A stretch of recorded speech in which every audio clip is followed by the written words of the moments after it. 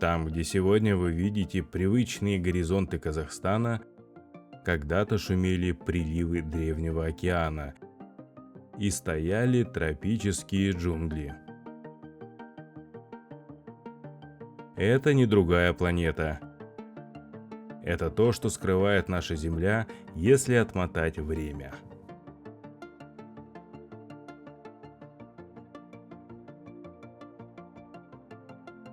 Забудьте про центр материка. 66 миллионов лет назад глобус выглядел вот так. Уровень мирового океана был значительно выше современного, затапливая огромные территории континентов. Там, где сейчас стоят Атырау и Актау, плескались волны древнего океана Тетис. А севернее пролегал Тургайский пролив, соединявший южные моря с Арктикой. Место, которое мы сейчас называем Казахстаном, представляло собой сложный ландшафт из суши, мелководных морей, цепочкой тропических островов, покрытых пышными джунглями из гигантских хвойных деревьев и папоротников. Климат был жарким и влажным круглый год. Это небо не принадлежало птицам. Тень от крыльев Аждарха, гигантского птерозавра, накрывала целые пляжи. С размахом крыльев до 12 метров этот летающий монстр был размером с жирафа и чувствовал себя здесь абсолютным хозяином воздуха.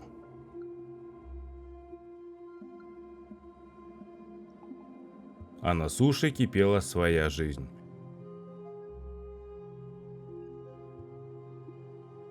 Тысячи гадрозавров, утконосых динозавров, бродили по побережью, оглашая окрестности своими трубными звуками.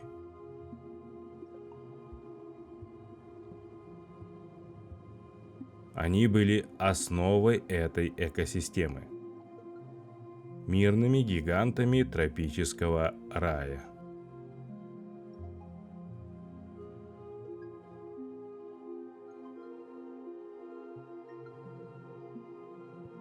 Но среди мирных стад встречались существа, чей вид вызывал ужас. Посмотрите на эти метровые когти. Это терезинозавр. Долгое время палеонтологи считали его самым опасным хищником, но правда оказалась куда интереснее. Назначение этих когтей до конца не ясно. Скорее всего, они использовались для подтягивания веток, защиты или демонстрации. Терезинозавр был мирным гигантом, хотя его вид заставлял трепетать даже хищников. Находки его сородичей на юге Казахстана подтверждают. Этот Эдвард Руки-ножницы мезозоя был здесь своим.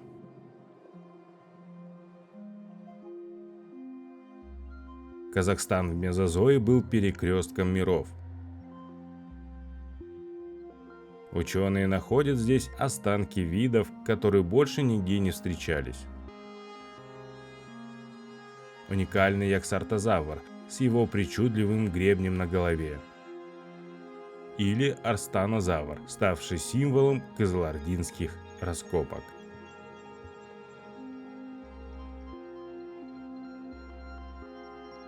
Эти виды адаптировались к жизни на островах, создав свой неповторимый мир.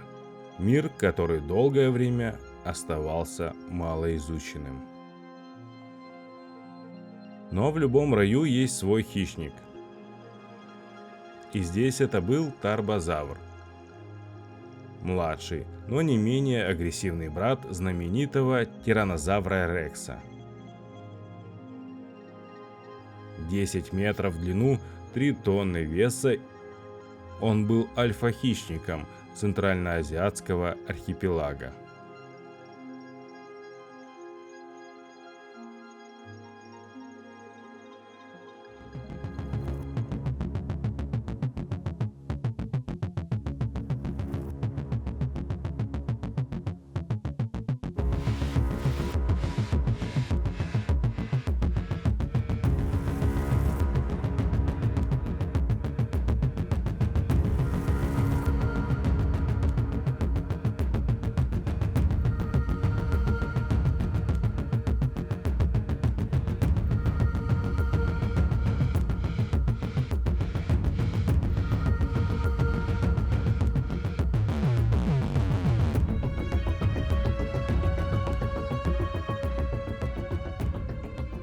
На календаре один из дней 66-миллионного года до нашей эры.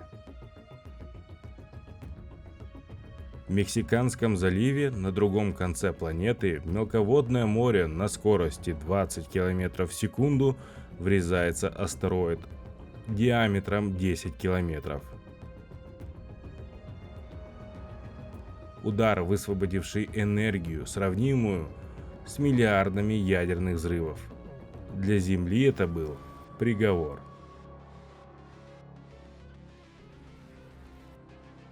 До Казахстана удар дошел через несколько часов. Но не по воздуху, а по земле. Мощные сейсмические волны, сравнимые с сильнейшими землетрясениями на планете. Скалы Каратау, стоявшие миллионы лет, рушились, погребая под собой все живое. Земля буквально уходила из-под ног динозавров.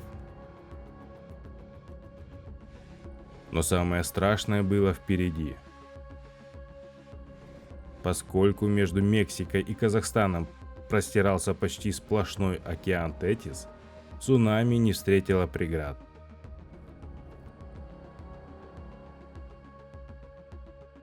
Вода сначала отступила, обнажив берег, а затем вернулась мощной волной.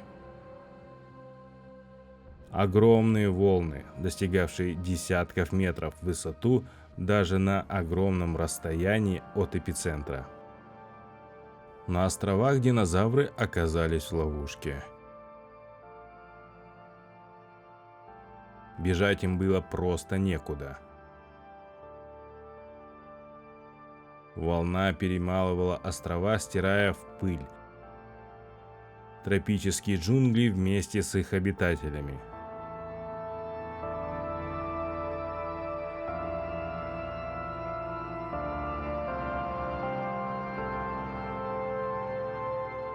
Тем временем небо над архипелагом затянуло пеплом. Раскаленные обломки породы, выброшенные из кратеров Мексики, долетели до Азии через атмосферу. С неба посыпался огненный дождь из стеклянных шариков.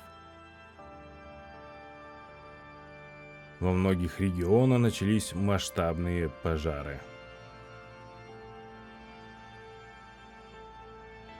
Сажа от пожаров и пыль от удара закрыли солнце на годы.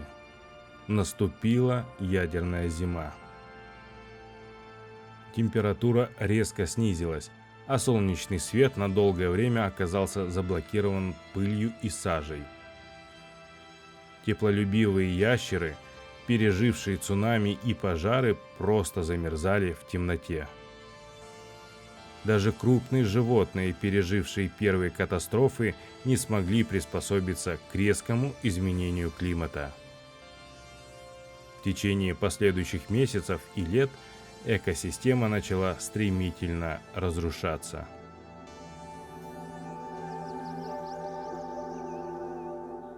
После Великого Безмолвия жизнь вернулась на эти земли, но уже без гигантов. Океан Тетис отступил, острова соединились, климат изменился, а кости последних казахстанских динозавров превратились в камень. Сегодня, спустя 66 миллионов лет, мы находим их в сухой породе Кызылординской или Туркестанской области. Каждый этот осколок – память о том самом дне, когда этот мир перестал существовать. Метеорит Чиксулуп стер их с лица Земли, но он же дал шанс нам, млекопитающим. И хотя эпоха гигантов ушла навсегда, они все еще здесь. Посмотрите на птиц.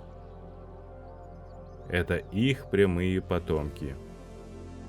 Динозавры Казахстана – это не просто сухие кости в музее.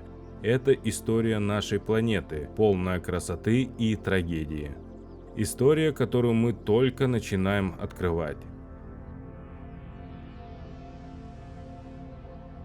Подписывайтесь на наш канал. Здесь мы рассказываем о том, что скрыто под нашими ногами. До встречи в следующей эпохе.